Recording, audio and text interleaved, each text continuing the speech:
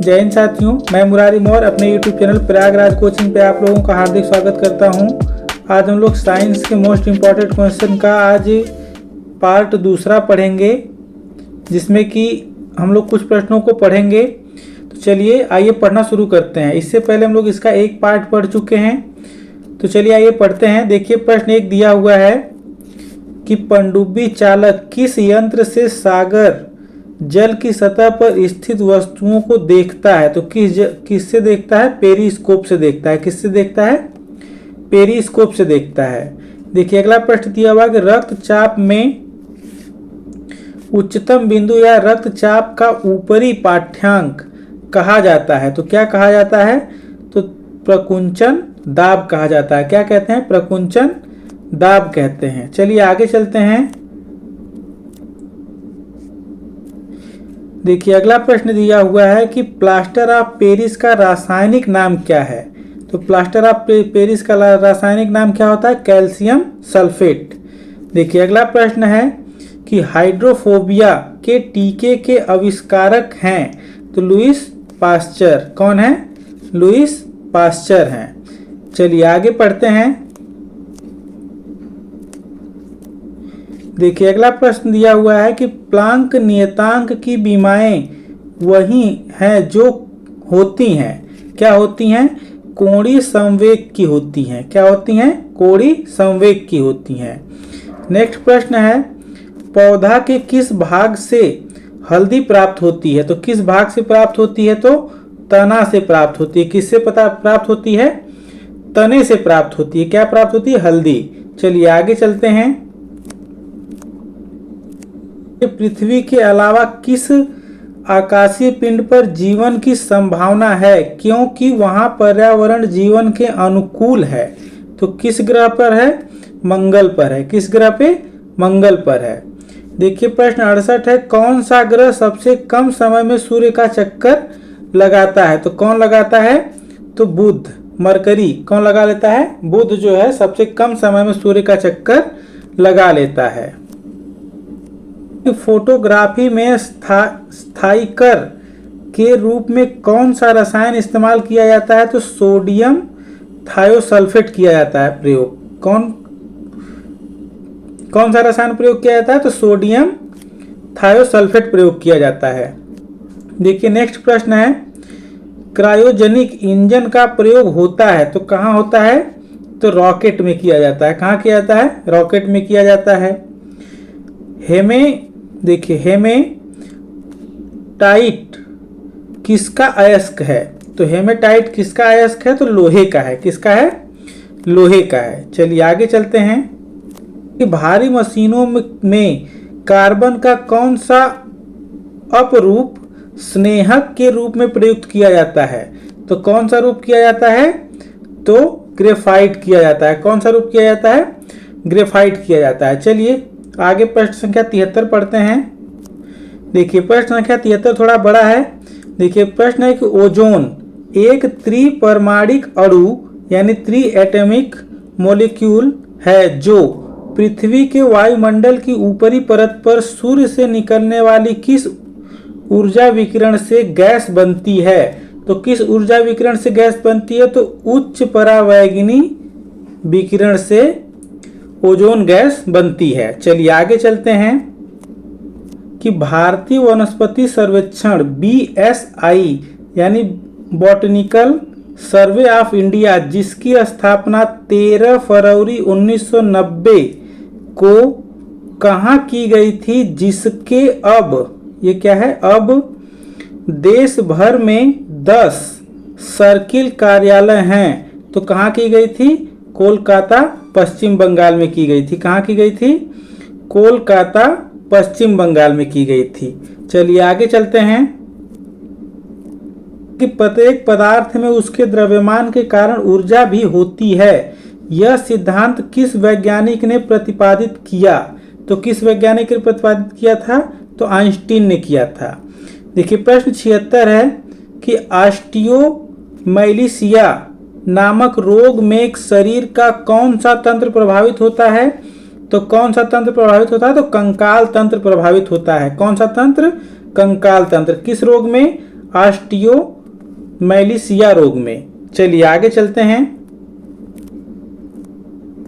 देखिए प्रश्न 77 है कि आंख के किस भाग पर वस्तु का प्रतिबिंब यानी इमेज बनता है, तो किस भाग पर बनता है, तो रेटिना पे बनता है। कहाँ बनता है, रेटिना पे बनता है। ये बहुत पूछा जाता है। चलिए आगे पढ़ते हैं। प्रश्न 78, कौन सा उपकरण विद्युत ऊर्जा को यांत्रिक ऊर्जा में बदलता है। कौन सा यंत्र है वो, तो विद्युत मोटर है। विद्युत मोटर क्या करता है, विद्युत ऊर्जा को किस में बदल देता है, यांत्रिक ऊर्जा में बदल देता है। किस में बदलता है, यांत्रिक ऊर्जा में बदल देता है। पानी के अणु में परमाणु किस बंध द्वारा जुड़े होते हैं, तो किस बंध द्वारा जुड़े होते हैं, तो सहसंयोजी बंध द्वारा जुड़े होते हैं। किस बंध द्वारा जुड़े होते हैं, सहसंयोजी बंध द्वारा जुड़े होते हैं। तो चक्र कहाँ संपन्न होता है, तो माइक्रोकांडिया में संपन्न होता है। कहाँ संपन्न होता है, माइक्रोकांडिया में संपन्न होता है। अगला प्रश्न है, मनुष्य के शरीर में खून शुद्धिकरण की प्रक्रिया को कहते हैं, तो क्या कहते हैं, डायलिसिस कहते हैं। क्या कहते हैं, डायलिसिस कहते हैं। देखिए मोस्ट इंपॉर्टेंट साइंस क्वेश्चन, मतलब विज्ञान का बहुत महत्वपूर्ण प्रश्न है कि मनुष्य के शरीर में खून की जो शुद्धिकरण की प्रक्रिया होती है वो कहाँ, उसे क्या, उस प्रक्रिया को क्या कहते हैं, तो डायलिसिस कहते हैं। क्या कहते हैं, डायलिसिस कहते हैं। कि देश का प्रथम राज्य कृषि विश्वविद्यालय जुलाई 1960 में कौन सा खोला गया था, तो कौन सा खोला गया था, तो पत्तनगर उत्तराखंड में है, उसे खोला गया था। कब खोला गया था, जुलाई 1960 में खोला गया था। क्या है, कृषि विश्वविद्यालय है। क्या है, कृषि विश्वविद्यालय है। देखिए अगला प्रश्न दिया हुआ कि वर्तमान में दिसंबर 2006 तक देश में कुल कितने विज्ञान केंद्र हैं, देश में कुल कितने कृषि विज्ञान केंद्र हैं, तो ये 541 जो 2006 तक थे, अभी फिलहाल 642 हैं। कितने हैं, 642। देखिए अगला प्रश्न दिया हुआ है कि वर्ष 1974 में देश का प्रथम कृषि विज्ञान केंद्र कौन सा है, तो पांडिचेरी है। पांडिचेरी में है। कौन है, पांडिचेरी में है। कब खुला था, 1974 में। कौन है, प्रथम है। चलिए आगे चलते हैं। देखिए अगला प्रश्न है कि सड़क पर एक कार 60 किलोमीटर प्रति घंटा की समान चाल से जा रही है। कार पर लगने वाला शुद्ध परिणामी बल होगा, तो वो क्या होगा, शून्य होगा। क्या हो जाएगा, शून्य हो जाएगा। अगला प्रश्न दिया हुआ है कि एक भारहीन रबर के गुब्बारे में 200 सीसी जल भरा जाता है। जल में इसका भार होगा, तो जल में इसका भार क्या हो जाएगा, शून्य हो जाएगा। नेक्स्ट देखिए, ताप बढ़ने पर द्रवों की श्यानता क्या हो जाती है, घट जाती है। क्या हो जाती है, घट जाती है। ताप बढ़ने पर द्रवों की श्यानता क्या होती है, घट जाती है। नेक्स्ट है, क्लोरोफॉर्म की खोज किसने की थी, तो सर जेम्स हैरिसना ने की थी। किसने की थी, सर जेम्स हैरिसना ने की थी। चलिए आगे बढ़ते हैं। दिया हुआ है कि प्लाज्मा प्रोटीनों का संश्लेषण कहाँ होता है। प्लाज्मा प्रोटीनों का संश्लेषण कहाँ होता है, तो यकृत यानी लीवर में होता है। अगला प्रश्न है कि अश्रु गैस का रासायनिक नाम क्या है, तो क्लोरोएसिटोफिनान है। क्या है, क्लोरोएसिटोफिनान। चलिए आगे चलते हैं। कि किसी वस्तु के त्रिविमीय प्रतिरूप को अंकित एवं उसकी पुनरावृत्ति करने की तकनीक क्या कहलाती है, तो क्या कहलाती है, होलोग्राफी कहलाती है। क्या कहलाती है, होलोग्राफी। अगला प्रश्न है कि देश में एकमात्र केंद्रीय कृषि विश्वविद्यालय, देश में एकमात्र केंद्रीय कृषि विद्यालय इम्फाल मणिपुर की स्थापना कब की गई थी, तो वर्ष 1993 में की गई थी। कब की गई थी, वर्ष 1993 में की गई थी। 93 का उत्तर ये ऊपर हो गया है। चलिए आगे चलते हैं। किसकी स्मृति में 28 फरवरी प्रत्येक वर्ष राष्ट्रीय विज्ञान दिवस के रूप में मनाया जाता है, तो किसके स्मृति में मनाया जाता है, तो रमन प्रभाव खोज की स्मृति में बनाया जाता है। देखिए 95 नंबर प्रश्न है कि जन स्वास्थ्य को दृष्टि में रखते हुए किसे रोकने के लिए नमक का आयोडीनीकरण आवश्यक है? तो किसे रोकने के लिए? गलगंडक रोग को रोकने के लिए नमक का आयोडीनीकरण आवश्यक यानी अनिवार्य किया गया। चलिए आगे चलते हैं। देखिए अगला प्रश्न है कि मम्स नामक रोग में शरीर का कौन सा अंग प्रभावित होता है? तो कौन सा अंग प्रभावित होता है? तो लार ग्रंथियां प्रभावित होती हैं। कौन प्रभावित होती हैं? लार ग्रंथियां। और किस रोग में प्रभावित होती हैं? तो मम्स नामक रोग में प्रभावित होती हैं।